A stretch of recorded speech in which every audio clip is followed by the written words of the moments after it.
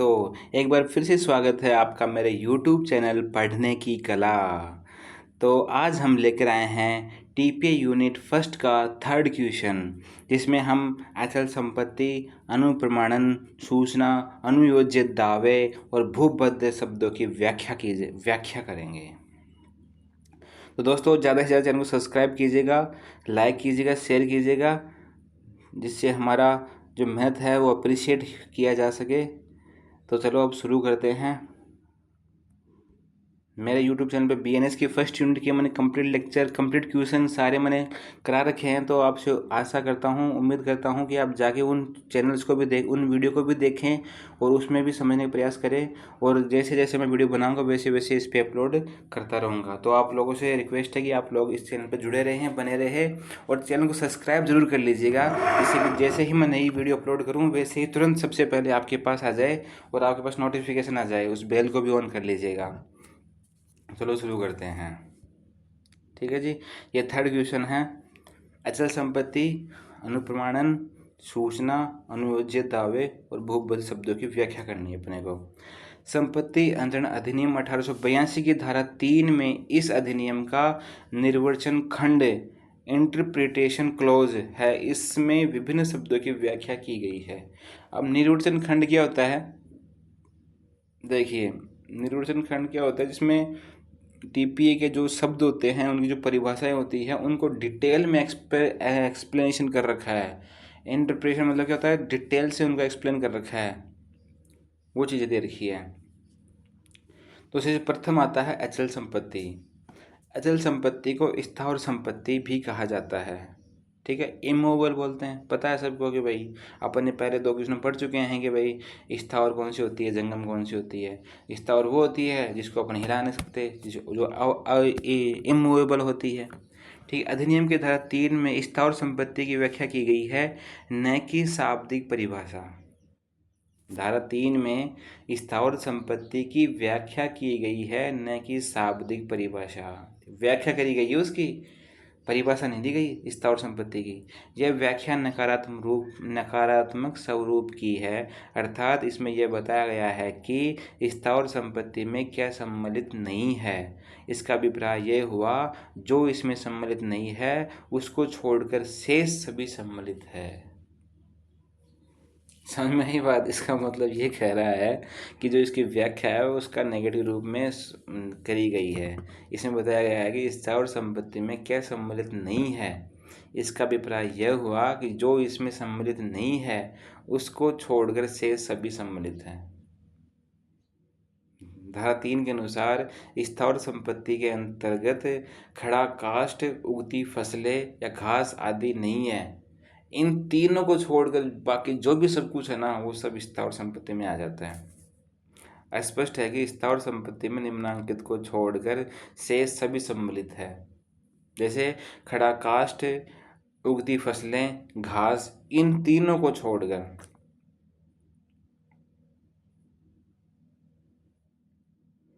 खड़ा काष्ठ हरे भरे वृक्षों का ही एक भाग है, लेकिन वृक्षों की तरह इसे स्थावर संपत्ति नहीं माना गया है।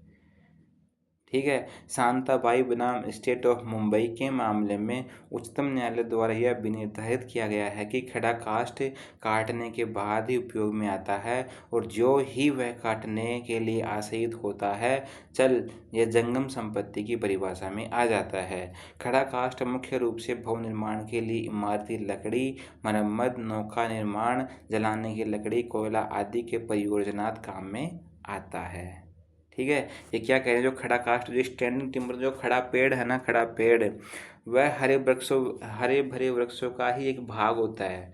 ठीक है, लेकिन वृक्षों की तरह इसे स्थावर संपत्ति नहीं माना जाता है। क्यों नहीं माना जाता है? क्योंकि भाई जैसे जो जो खड़ा काष्ठ होता है ना, उसको काट देते हैं ना, तो वो काटने के बाद क्या होता है, उसका उपयोग होता है। किस किस में उपयोग? उसका भवन निर्माण में उपयोग होता है, इमारत लकड़ी के रूप में, मरम्मत में काम होता है, नौका निर्माण में काम होता है, लकड़ी को जलाने के लिए काम में होता है, कोयला आदि बनाने के लिए इसका काम होता है। तो जैसे ही वो काष्ठ खड़ा है, वो खड़ा है जब तक तो स्थावर संपत्ति है, और जैसे उसको काट लेते हैं तो जंगम संपत्ति में बदल जाता है। ठीक है, इसलिए जो काष्ठ खड़ा है, जो खड़ा काष्ठ है, उसको स्थावर संपत्ति में काउंट नहीं किया जाता। आगे बात समझ में, क्योंकि वह जंगम संपत्ति बन जाता है। फातिमा बनाम इफराना के मामले में हरे फलदार वृक्षों को जब तक वे फल देने योग्य रहते हैं स्थावर संपत्ति माना जाता है। आम, जामुन, कटहल, ताड़, खजूर, नींबू आदि इसी श्रेणी में आते हैं। ठीक है जी। फातिमा बनाम इरफाना के मामले में हरे फलदार वृक्षों को जब तक वे फल देने योग्य रहते हैं तब तक उनको स्थावर संपत्ति माना जाता है, और जब वो फल देने योग्य नहीं रहते हैं तो उनको काट लिया जाता है। फिर उनका उपयोग लकड़ी बनाने, उनका उपयोग जलाने के लिए, कोयला बनाने के लिए, इमारती लकड़ी बनाने के लिए, नाव बनाने के लिए किया जाता है, तब वो जंगम संपत्ति बन जाते हैं। ठीक है। उगती फसलों को स्थावर संपत्ति नहीं मानकर जंगम संपत्ति माना जाता है।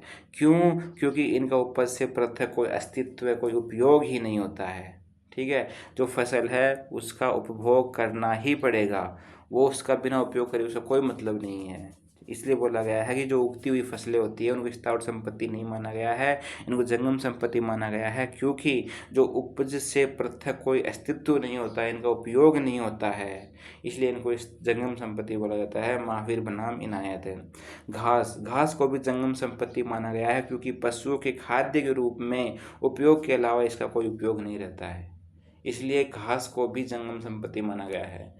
हालांकि वो ज़मीन से अटैच है, लेकिन उस घास का महत्व क्या है? बताओ, क्या महत्व? कोई महत्व नहीं है उसका, महत्व कुछ ही नहीं। उसका महत्व बस इतना ही है कि उसको जानवर आएंगे, पशु आएंगे, उसको खाएंगे। ठीक है। इसलिए घास को भी जंगम संपत्ति बोला जाता है। निम्नांकित को स्थावर संपत्ति माना गया है। किसको? सुखाधिकार को। जो सुख होते हैं अपने, जो सुख प्राप्त करने का अधिकार, वो स्थायी अधिकार अपना, उसको अपने से कोई नहीं छीन सकता। ठीक है। विमोचन का अधिकार अपने का मैंने बता दिया आपको। विमोचन का अधिकार क्या? विमोचन क्या होता है? जैसे कि अपन ने किसी को कोई चीज़ गिरवी रख दी, ठीक है, फिर उसने उस चीज़ को, कि अपन उसको पैसे नहीं दे पाए, उसने उस चीज़ को किसी और को बेच दी, तो फिर अपने पास पैसे आए तो अपन ने उस बंदे उसको पैसे दिए, और पैसे देने के बाद में वो चीज़ अपने पास वापस प्राप्त कर ली, उसको बोलते हैं विमोचन का अधिकार। भाई वो चीज़ मेरी है, उसको प्राप्त करने का अधिकार भी मेरा है। ठीक है। तो वो चीज़ उसको बोलते हैं विमोचन का अधिकार। नाव चलाने का अधिकार, एक नाविक होता है, उसका समुद्र के अंदर उसका अधिकार है नाव चलाने का, तो वो नाव चलाएगा, तो उसका स्थायी अधिकार है नाविक का, वो नाव ही चलाएगा। मछली पकड़ने का अधिकार, जो मछली पकड़ने वाला है, जो मछली वाला होता है, उसका एक स्थायी अधिकार होता है मछली पकड़ने का, क्योंकि उसके अलावा उसको कुछ काम आता ही नहीं है, तो ये उसका स्थायी अधिकार हो गया जीवन यापन करने के लिए, उसको बोलेंगे मछली पकड़ने का अधिकार। मंदिर में वंशानुगत पूजा का अधिकार, ये भी एक स्थायी अधिकार हो गया। ठीक है। पीढ़ी दर पीढ़ी से कोई एक वंश अगर पूजा करता आ रहा है तो उसका वंशानुगत अधिकार हो गया। जागीर की आय का अधिकार, जागीर आय वही बताया आपको मैंने। जागीर की आय, जो पहले के ज़माने में जागीर हुआ करते थे, जो अपनी ज़मीन अपने किसानों को दे देते थे, तो किसानों से फिर वो टैक्स वसूल करा करते थे, तो ये उनका अधिकार था जागीरों का। वो टैक्स लिया करते थे, तो वो किसानों को टैक्स दिया करते थे, तो ये उनका अधिकार, ये उनका स्थायी अधिकार है हुसैन खान बनाम सदात खान के अंदर मामले में। अचल संपत्ति में बाजार लगाने का अधिकार, जो बंजर भूमि पड़ी हुई है, अचल संपत्ति है, उस पर बाजार लगाने का अधिकार होता है। ठीक है। फिर वो जो बाजार लगाते थे, जो वहाँ के राजा को टैक्स देते थे, ठीक है, तो उनका अधिकार हो गया। लेकिन निम्नांकित को स्थावर संपत्ति नहीं माना गया है। अब कुछ ऐसे अधिकार हैं जिनको स्थावर संपत्ति नहीं माना गया है। कौन कौन सी होती हैं? देखिए, कॉपीराइट का अधिकार, ये एक स्थायी अधिकार नहीं होता है। ठीक है। जो कॉपीराइट का अधिकार होता है ना, ये एक स्थायी अधिकार नहीं होता है। बारी बारी से पूजा करने का अधिकार, ये भी एक स्थायी अधिकार नहीं होता है। जजमानी का अधिकार, जजमानी क्या होता है? जजमानी का अधिकार ये होता है कि जैसे एक दुकानदार होता है और एक किसान होता है, उन दोनों के बीच में सम व्यवहार होता है, तो जो किसान होता है वो उसके पास जाता है, उसको फसल देता है, और दुकानदार उसको सामान दे देता है। तो ये पीढ़ी दर पीढ़ी ऐसा चलता रहता है, तो ये उनका जजमानी का अधिकार हो गया। ठीक है। लेकिन ये स्थायी अधिकार नहीं होता है कि भाई किसान उसी को जाके फसल बेचेगा, या फिर जो दुकानदार है या उसी किसान के पास से फसल लेगा, तो ये भी एक स्थायी अधिकार नहीं होता है। भविष्य में भरण पोषण की राशि प्राप्त करने का अधिकार भी स्थायी नहीं होता है। भाई भविष्य में भरण पोषण राशि प्राप्त करने का अधिकार भी स्थायी अधिकार नहीं होता, क्योंकि भविष्य का पता ही नहीं है। भविष्य तो संभावना से घिरा हुआ है, कोई जीवित रहे कोई नहीं रहे। ठीक है। इस तरह से ये तालाब अचल संपत्ति है। ठीक है जी। उसमें से मछली पकड़ने तथा ले जाने का अधिकार परस्वभोग है, मतलब इंजॉयमेंट है, ये सबका है। इसमें से मछली सबको पकड़ने का अधिकार है। नाव चलाने का अधिकार भी सभी को है। तालाब का विक्रय रजिस्ट्रीगत विलेख द्वारा ही किया जा सकता है, वैसे नहीं किया जा सकता। ठीक है। अब देखते हैं इसमें सेकंड नंबर आता है अनुप्रमाणित, इसको बोलते हैं अटेस्टेशन। संपत्ति के अंतरण से संबंधित सम व्यवहारों में शब्द अनुप्रमाणन का महत्वपूर्ण स्थान है। इसके अंतर्गत किसी लिखित दस्तावेज का निष्पादन दो या दो से अधिक साक्ष्यों की उपस्थिति में किया जाता है। समझ में आई बात है? जो अटेंटेशन है ये दो या दो से अधिक साक्ष्यों की उपस्थिति में किया जाता है। कुमार हरीशचंद्र सिंह देव बनाम बंशीधरन मोहंती के मामले में उच्चतम न्यायालय द्वारा यह कहा गया है कि किसी दस्तावेज को अनुप्रमाणित किए जाने का मुख्य उद्देश्य उसके निष्पादन को छल कपट विवशता असम्यक असर आदि से बचाता है। समझ में आई बात? कुमार हरीशचंद्र सिंह देव बनाम बंशीधर मोहंती के मामले में उच्चतम न्यायालय ने यह कहा है कि किसी दस्तावेज को अटेस्टेशन करवाने का मुख्य उद्देश्य उस दस्तावेज को छल कपट विवशता असम्यक असर आदि से बचाना है, इसलिए वो डॉक्यूमेंट को अपन अटेस्टेड करवाते हैं। ठीक है। एल अब्दुल जब्बार बनाम वैकेंट स्वामी के मामले में उच्चतम न्यायालय द्वारा शब्द अनुप्रमाणन का अर्थ निर्धारित करते हुए कहा है कि अनुप्रमाणन से अभिप्राय किसी तथ्य का साक्षी होने से है। किसी तथ्य का साक्षी होने से है। अनुप्रमाणन के अंतर्गत निम्नांकित कार्य किए जाते हैं। कौन कौन से कार्य किए जाते हैं देखिए। निष्पादक द्वारा लिखित या दस्तावेज पर साक्ष्यों के समक्ष अपने हस्ताक्षर किए जाते हैं। निष्पादक कौन होता है? निष्पादक वो होता है जो अटेस्टेड करवाने के लिए जाता है, जिसका दस्तावेज है उसको बोलते हैं निष्पादक है। जो एक डॉक्यूमेंट लेके जाता है उसको अटेस्टेड करवाने के लिए, तो वो होता है निष्पादक है। तो निष्पादक द्वारा लिखित या दस्तावेज पर साक्ष्यों के समक्ष अपने हस्ताक्षर किए जाते हैं या अंगूठा चिन्ह लगाया जाता है। ठीक है। जो निष्पादक होता है जो दस्तावेज लेके जाता है अटेस्टेड करवाने के लिए, तो उसको उसके साक्ष्यों के समक्ष उस दस्तावेज पर या तो हस्ताक्षर किए जाते हैं या फिर अंगूठा चिन्ह लगाया जाता है। सेकंड क्या होता है? निष्पादक की उपस्थिति में और उसके निर्देशाधीन किसी अन्य व्यक्ति द्वारा लिखित या दस्तावेज पर हस्ताक्षर किए जाते हैं। ठीक है। या फिर जो अटेस्टेड करवाने के लिए जाता है, जो निष्पादक होता है वह वहाँ उपस्थित होकर उसके दिशा निर्देश में उसके निर्देश अधीन के अंतर्गत किसी अन्य व्यक्ति के द्वारा वो दस्तावेज तैयार किया जाता है और फिर उस दस्तावेज के ऊपर उनके सामने उसके हस्ताक्षर किए जाते हैं। ठीक है। थर्ड क्या होता है? साक्ष्यों द्वारा लिखित या दस्तावेज पर निष्पादन की उपस्थिति में हस्ताक्षर किए जाते हैं। ठीक है जी। जो साक्ष्य जो गवाही होते हैं वहाँ पे जो साक्षी होते हैं वो निष्पादक के सामने उस दस्तावेज पर साइन करते हैं। ये कहा गया है इसमें अनुप्रमाणन के अंदर। अनुप्रमाणन के संबंध में निम्नांकित बातें ध्यान देने योग्य है। कौन कौन सी बातें ध्यान देने योग्य है? 3 बातें आवश्यक होती है इसमें। कौन कौन सी बातें होती है? अनुप्रमाण का कोई प्रारूप निर्धारित नहीं है। जो डॉक्यूमेंट है ना उसका कोई प्रारूप नहीं है अटेस्टेशन करवाने का, मतलब प्रारूप नहीं है, मतलब किसी भी कागज़ को किसी भी फॉर्मेट में आप उसको अटेस्टेड करवा सकते हो, उसका कोई निर्धारित प्रारूप नहीं है। फर्स्ट बात। दूसरी बात क्या हो गया? सभी साक्ष्यों का एक ही समय उपस्थित रहना आवश्यक नहीं है। ठीक है। सभी साक्ष्यों का एक ही समय उपस्थित रहना आवश्यक नहीं है। ठीक है। जैसे मान लो अभी आपके पास आपको 5 गवाह के साइन करवाने हैं, तो सबसे पहले आपको 2 गवाह मिल गए, तो आप उन 2 साक्ष्यों के हस्ताक्षर करवा लीजिए डॉक्यूमेंट पे। 3 नहीं मिले तो 3, जैसे कि आप कहीं और जगह गए तो आप वहाँ पे करवा लिए, फिर कहीं और गए तो फिर 2 के आपने वहाँ से साइन करवा लिए। इस तरह से आप उनके साइन करवा सकते हो। तो इसे अनुप्रमाण करने के लिए सभी साक्ष्यों का एक ही स्थान पर एक ही समय उपस्थित होना अनिवार्य नहीं है, आवश्यक नहीं है। तीसरी बात क्या हो गई? किसी लिखित या दस्तावेज का निष्पादन पहले होता है, अनुप्रमाणन बाद में होता है। समझ में आई बात? पहले डॉक्यूमेंट तैयार होगा, पहले उस डॉक्यूमेंट को लिखा जाएगा। ठीक है। उस दस्तावेज को तैयार किया जाएगा, उसके बाद में उसका अटेस्टेशन होगा, खाली कागज़ का अटेस्टेशन नहीं होगा। ये इसका आवश्यक बातें होगी। अब तीसरा नंबर देखते हैं सूचना। सूचना क्या होती है? नोटिस। नोटिस क्या होता है? जो अपने किसी नोटिस देते हैं ना, जो घर पे जाता है उसका नोटिस। ठीक है। उसको बोलते हैं नोटिस, सूचना। संपत्ति अंतरण संबंधी मामले में सूचना का महत्वपूर्ण स्थान है। अनेक सम व्यवहार ऐसे हैं जिनकी विधि मान्यता के लिए सूचना आवश्यक होती है। ठीक है। जो कोर्ट के थ्रू किसी वकील को, किसी गवाह को, साक्ष्य को बुलाने के लिए उस घर पे जो नोटिस जाता है ना, जो समझ जाता है, उसको नोटिस बोलते हैं। वो एक तरह से सूचना है, वो इसको सूचना दे दी कि वो तेरे को इस तारीख को कोर्ट में आना है तो उसको आना ही पड़ेगा। इसको बोलते हैं नोटिस। धारा 3 में सूचना के बारे में निम्नलिखित व्यवस्था की गई है। किसी तथ्य की किसी व्यक्ति को सूचना है, किसी तथ्य की किसी व्यक्ति को सूचना है, यह तब कहा जाता है जब वह वास्तव में उस तथ्य को जानता है। यह तब, जब किसी व्यक्ति को किसी तथ्य की जानकारी है तो यह वह तब कहा जाता है जब वास्तव में उस व्यक्ति को उस तथ्य की जानकारी है, अथवा यदि ऐसी जांच या तलाश जो उसे करनी चाहिए थी करने से जानबूझकर प्रवृत्त रहता है या घोर उपेक्षा करता है, या घोर उपेक्षा न करता तो वह उस तथ्य को जान लेता है। समझ में बात? मतलब कि इसकी परिभाषा दी गई है। इसमें बताया गया है कि जो सूचना होती है उसको बोला जाता है किसी तथ्य की किसी व्यक्ति को सूचना है।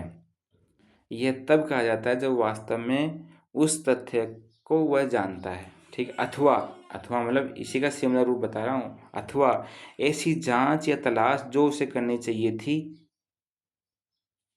करने से जानबूझकर प्रवृत्त रहता है, उसकी घोर उपेक्षा करता है, या फिर घोर उपेक्षा न करता तो वह उस तथ्य को जान लेता है। ठीक है। इस प्रकार सूचना से अभिप्राय है कि किसी व्यक्ति को किसी तथ्य की वास्तविक जानकारी होना। पहली बात तो क्या होगा, किसी व्यक्ति को किसी तथ्य की वास्तविक जानकारी होना सबसे प्रथम आवश्यक तत्व हो गया। दूसरा क्या हो, किसी तथ्य की जानकारी करने के लिए यदि जानबूझकर जांच या तलाशी करने में उपेक्षा नहीं की जाती है, जांच या तलाशी करने में उपेक्षा नहीं की जाती है या प्रवृत्त नहीं रहा जाता है तो इस तथ्य के बारे में जानकारी हो जाती है। आई बात समझ में? सूचना प्राप्ति के मुख्यतः दो माध्यम होते हैं। सूचना प्राप्त करने के दो माध्यम होते हैं। कौन कौन से? किसी भी स्रोत से तथ्य की जानकारी का हो जाना। एक तो ये होता है किसी भी स्रोत से किसी तत्व की जानकारी हो जाना। दूसरी जानकारी प्राप्त करने का सम्यक प्रयास करना। ठीक, जानकारी प्राप्त करने का सम्यक यानी भरपूर प्रयास करना प्राप्त करने का। तो दो तरीके से सूचना प्राप्त होती है। कौन कौन से? एक तो किसी भी स्रोत से तथ्य की जानकारी हो जाना, दूसरा जानकारी प्राप्त करने का सम्यक प्रयास करना। यहाँ यह उल्लेखनीय है कि सूचना प्राप्ति को टालने का प्रयास करना सूचना प्राप्त करने यहाँ यह उल्लेखनीय है कि सूचना प्राप्ति को टालने का प्रयास करना सूचना प्राप्त करने के तुल्य है। ठीक है जी। जोगिंद्र नाथ बनाम देवेंद्र नाथ बनाम केस में कहा गया कि यहाँ यह उल्लेखनीय है कि सूचना प्राप्ति को टालने का प्रयास करना सूचना प्राप्त करने के तुल्य है। मतलब कि कोई व्यक्ति है और उसका कोर्ट से वारंट जारी हो गया और उसको पुलिस पकड़ने आने वाली है और वो उसके घर पे कोई पुलिस आती है। ठीक है, तो वह उसको नोटिस को लेने से उसके घर वाले या फिर वो मना कर देता है। ठीक है, तो इसका मतलब क्या हुआ कि उस बंदे को पहले से जानकारी थी। और इस बात में यही समझा रहा है वो कि सूचना प्राप्ति को टालने का प्रयास करना सूचना प्राप्त करने के तुल्य है।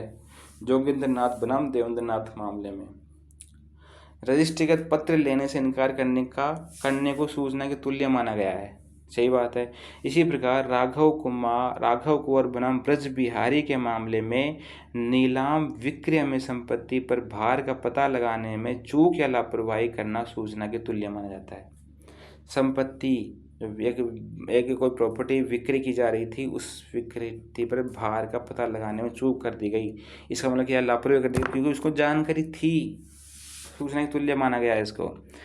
प्रकार सूचना 3 प्रकार की मानी गई है: वास्तविक सूचना, आणविक सूचना, अन्यारोपित सूचना। ठीक है। मोतीलाल जैन बनाम प्रकाश भारतीय के मामले में सूचना में वास्तविक एवं आणविक दोनों प्रकार की सूचनाओं को सम्मिलित माना गया है। ठीक है। वास्तविक सूचना क्या होती है? वास्तविक सूचना से अभिप्राय है किसी तथ्य के बारे में पक्षकारों को वास्तविक जानकारी होना, उसमें तथ्य के ज्ञान को प्रधानता दी गई है। वास्तविक सूचना के लिए 3 बातें आवश्यक होती है। कौन कौन सी बातें होती है? तथ्यों का निश्चित ज्ञान होना, दूसरा क्या होता है? ऐसा ज्ञान संपत्ति में हित रखने वाले व्यक्ति द्वारा कराया जाना आवश्यक होता है, तीसरा समव्यवहार के दौरान ऐसा ज्ञान का होना।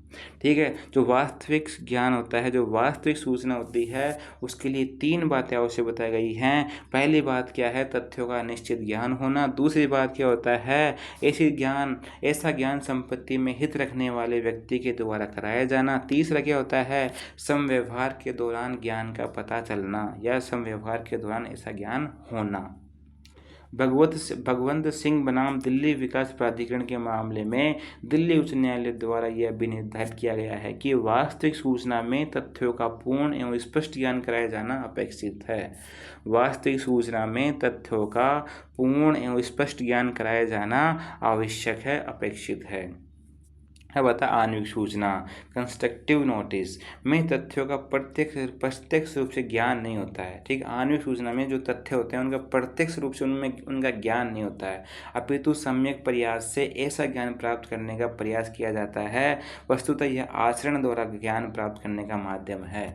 मतलब इसमें क्या होता है, जो आणविक सूचना होती है इसमें क्या होता है, जो वास्तविक तथ्यों का ज्ञान नहीं होता है, इसमें जो सूचना होती हैं उनका सम्यक प्रयास करके उस ज्ञान को प्राप्त किया जाता है। अतः यह आचरण द्वारा ज्ञान प्राप्त करने का माध्यम है। यह साम्य, न्याय एवं शुद्ध अंतःकरण के सिद्धांत पर आधारित होता है। ठीक है, मुरलीधर बापूजी बाल्बे बनाम येलप्पा लालू चौधले। ठीक है जी। अब आता है अभ्यारोपित सूचना, इम्पुटेड। अभ्यारोपित सूचना से प्रयोग, कारोबार के अनुक्रम में अभिकर्ता को किसी तथ्य की सूचना दिया जाना। इनपुट करते हैं ना, जब कोई चीज़ अपना इनपुट देते हैं ना, मतलब तो उसको क्या बोलते हैं, किसी सूचना को दिया जाना। ठीक है, किस अभिकर्ता को किसी तथ्य की सूचना दिया जाना उसको बोलते हैं अभ्यारोपित सूचना। ऐसी सूचना मालिक को दी गई समझी जाती है। ठीक है जी। इसमें क्या हो गया, इसमें जो और अदर इनपुटेड होती है, जैसे निंदा करना, दोष लगाना, चोरी का आरोप लगाना, अदालत रिकॉर्ड करना, ये सब इसमें आ जाते हैं। ठीक है, सूचना दे दी गई है, बस अभिकर्ता को किसी तथ्य की सूचना देना ही अभ्यारोपित सूचना कहलाती है। अब आते हैं अनुयोज्य दावे। ठीक है, अनुयोज्य दावे क्या होते हैं, एक्शनेबल क्लेम। संपत्ति अंतरण अधिनियम में अनुयोज्य दावे को विस्तृत अर्थों में गढ़ाया किया गया है। अधिनियम की धारा 3 के अनुसार अनुयोज्य दावा किसी ऋण का या उस चल संपत्ति में जो दावेदार के वास्तविक या आणविक कब्जे में नहीं है लाभप्रद हित का ऐसा दावा है जिसे सिविल न्यायालय अनुतोष प्रदान करने के लिए आधार प्रदान करने वाला मानता हो। ऐसा ऋण या फायदाप्रद हित वर्तमान प्रोद्भवमान एग्जिस्टिंग एक्यूरिंग सशर्त कंडीशनल या समामिश्र कॉन्टिजेंट हो जाता है। ठीक है जी। निम्नांकित अनुयोज्य दावा माना गया है, किसको माना गया है, भविष्य में उत्पन्न होने वाला ऋण। ठीक है, उसके लिए आप वाद कर सकते हो, संपत्ति वो ला सकते हो, अनुयोज्य दावा क्लेम कर सकते हो। ठीक है, भविष्य में उत्पन्न होने वाले ऋण के लिए आप क्लेम कर सकते हो, किराए की बकाया राशि प्राप्त करने के लिए आप क्लेम कर सकते हो, भविष्य निधि के लिए आप क्लेम कर सकते हो, निर्णीत ऋण के लिए आप क्लेम कर सकते हो, भागीदारों द्वारा किसी अनुबंध के अधीन ऋण वसूल करने का आप दावा आदि कर सकते हो। लेकिन मध्यवर्ती लाभ, डिग्री में परिवर्तन, विधि या संविधा पर आधारित नहीं होने वाले नुकसानी के रूप में ब्याज प्राप्त करने का अधिकार, स्थावर संपत्ति के बंधक द्वारा या जंगम संपत्ति के आडमान या गिरवी द्वारा प्रतिभूत ऋण अनुयोज्य दावा नहीं है। बात आई समझ में? मतलब कि आप इन पे तो दावा कर सकते हो, लेकिन डिग्री में परिवर्तन, ऋण, विधि या संविधा पर आधारित नहीं होने वाले नुकसानी के रूप में ब्याज प्राप्त करने का अधिकार, स्थावर संपत्ति के बंधक द्वारा या जंगम संपत्ति के आडमन या गिरवी द्वारा प्रतिभूत ऋण अनुयोज्य दावा नहीं कर सकते आप। बात आ गई समझ में? दोबारा समझाऊँ, एक बार दोबारा समझता हूँ। देखो, जैसे कि मध्यवर्ती लाभ, डिग्री में परिवर्तित लाभ। ठीक है, डिग्री में परिवर्तित लाभ। ठीक है, जैसे कोई मान लें किसी मैटर में डिग्री आई, डिग्री कोर्ट से आती है डिग्री। ठीक है, मामले में सिविल दावा में डिग्री आती है, डिग्री आई, डिग्री में आपका ऋण था 50,000 रुपये, फिर उसमें परिवर्तित करके कर दिया उसको 40,000 रुपये। ठीक है, या फिर उसको कर दिया 60,000 रुपये, तो आप उस 10-20 हज़ार रुपये के लिए आप दावा नहीं कर सकते हो। विधि या संविधा पर आधारित नहीं होने वाले नुकसानी के रूप में ब्याज, जैसे आपने कोई संविधा, कोई विधि, कोई कॉन्ट्रैक्ट करा, आपने उस कॉन्ट्रैक्ट में करा कि आपने भाई ये चीज़ अपने 1 लाख रुपये कॉन्ट्रैक्ट करा। ठीक है, 1 लाख रुपये कॉन्ट्रैक्ट करा और आपका जो 1 महीने तक आपका वो मामला पेंडिंग रहा। ठीक है, फिर वो कॉन्ट्रैक्ट हो गया कैंसिल, तो आप उसकी जो 1 लाख रुपये जो ब्याज है ना, उस ब्याज को प्राप्त करने का दावा आप नहीं कर सकते हो। ठीक है, कोई प्रॉपर्टी है, कोई ज़मीन है आपकी, आपने वो किसी को गिरवी रख दी, उससे पैसे ले लिए, ठीक है, पैसे ले लिए उससे, ठीक है, और आपने उसको पैसे चुकाए नहीं, तो फिर आप उस ज़मीन को लेने के लिए आप उस पर दावा नहीं कर सकते हो, चाहे उस आप उसके स्वामी ही क्यों ना हो। ठीक है जी। अब आता है भूपद, अटैच्ड टू अर्थ का महत्वपूर्ण स्थान होता है। संपत्ति की दृष्टि से शब्द भूपद का महत्वपूर्ण स्थान है। किसी वस्तु का भूपद होने का अर्थ है उसका अचल संपत्ति होना। अचल मतलब वो चल नहीं सकती, वो ज़मीन से अटैच है तो वो चल कहाँ सकेगी, अचल संपत्ति होना। जब तक कोई वस्तु भूमि से संलग्न रहती है, संलग्न मतलब चिपी रहती है, वह अचल या स्थावर संपत्ति कहलाती है। ज्यों ही वह भूमि से पृथक होती है वह चल संपत्ति हो जाती है। सबको पता है। ठीक है जी। संपत्ति अंतरण अधिनियम 1882 की धारा 3 के अनुसार भूपद से अभिप्रेत है। क्या है? भूमि से मूलित, मूलित मतलब होता है मूल, मूल क्या होता है? रूटेड, जड़, उसको बोलते हैं मूल। भूमि से मूलित जैसे पेड़ और झाड़ियाँ, ये होगी भूपद प्रॉपर्टी। दूसरा क्या है? भूमि से निर्विष्ट, इम्बाइब्ड यानी भूमि से सम्मिलित, भूमि से जुड़ी हुई, जैसे भित्तियाँ या फिर निर्माण आदि कार्य हो गया इम्बाइब्ड। ऐसी निर्विष्ट वस्तु से इसलिए बद्ध की जिससे यह बद्ध है, अर्थात स्थायी फायदाप्रद उपयोग किया जा सके। ऐसी वस्तु से यह बद्ध है जिसका फायदा किया जा सके, वह भी भूपद में आ जाएगी।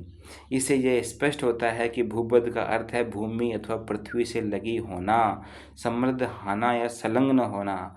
आयकर आयुक्त बनाम भूरज्ञा कोल कंपनी के मामले में पटना उच्च न्यायालय द्वारा यह भी निर्धारित किया गया है कि भूमि में निर्विष्ट प्रत्येक वस्तु का अचल संपत्ति होना आवश्यक नहीं है।